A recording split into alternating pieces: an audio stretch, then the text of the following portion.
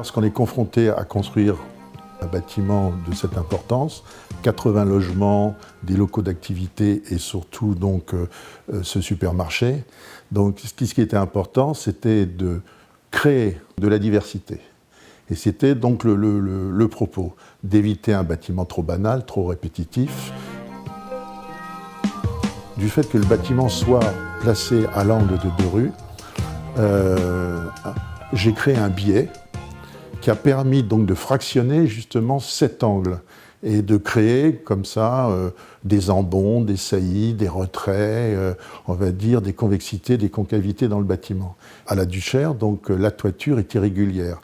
Elle suit la pente, elle accompagne la pente. Donc ça, c'était, si vous voulez, le premier travail, c'est d'éviter d'avoir une rase haute, donc une toiture terrasse, donc rectiligne et d'altimétrie constante. Ensuite, il y a une alternance entre deux fronts, deux masses de bâtiments. Il y a, quand le bâtiment, on va dire, est haut, front nord, il est bas, front sud, et quand il est haut, front sud, il est bas, front nord. Ce qui fait que ça donne comme ça des superpositions.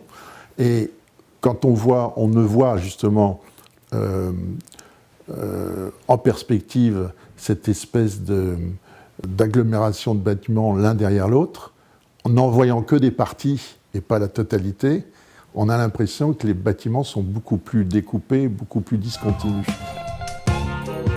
Pratiquement tous les appartements qui sont, si vous voulez, qui émergent, qui sont donc en superstructure très haute, c'est-à-dire les deux derniers niveaux, souvent surplombant d'autres terrasses, en réalité, je les ai retournés à 90 degrés. Puis ça permettait donc de ne pas avoir de murs pignons en superstructure et d'éviter d'avoir trop de baies, trop de fenêtres sur les fronts de façade.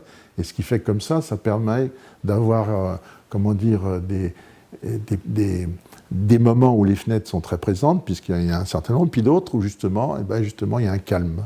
Sur la façade, il y a des grandes parties donc, de façade pas percées du tout, extrêmement, comment dire, blanches, puisque le bâtiment est blanc, où finalement on va dire rien ne se passe. La façon de traiter les fenêtres. Donc il y a des géométries qui sont, disons, régulières, qui sont toujours soit de façon peu ou prou de forme rectangulaire, mais elles sont de dimensions différentes. Et si les fenêtres, par exemple, sont d'un même logement, entre les fenêtres, il y a un meneau en bois, alors que lorsqu'ils sont d'un appartement différent, il y a des meneaux en maçonnerie.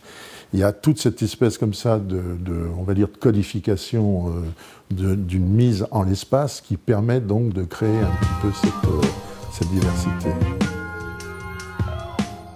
Blanc, c'est parce que quand vous traitez de la blancheur, la moindre petite ombre se voit. Et je pense que l'architecture moderne et contemporaine, c'est une architecture de lumière, à l'inverse, on va dire, de l'architecture classique, qui était plutôt une architecture de l'ombre. Et donc, je pense que la blancheur amène comme ça ces degrés, comment dire, de luminosité, ces degrés de variation les plus ultimes. Et on se retrouve, et je pense que sur la dalle haute, là, justement, où il y a ce jardin donc, qu'on a créé, je pense qu'il était bien de capter toutes les lumières possibles, quoi. Il fallait qu'on reste comme ça dans une espèce d'atmosphère lumineuse. C'est un jardin qui, en fin de compte, a deux échelles.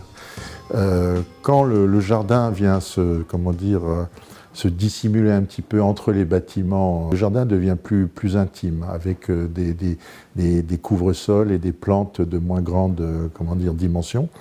Et lorsque le jardin, si vous voulez, se déclame de façon plus grande depuis l'espace urbain, là, il y a des arbres de haute tige qu'on a plantés donc, sur cette toiture. Et donc, bien entendu, au niveau du paysage urbain et depuis la rue, on doit pouvoir voir donc, ces arbres qui vont grandir et participeront, bien entendu, à l'atmosphère du quartier et à la silhouette urbaine.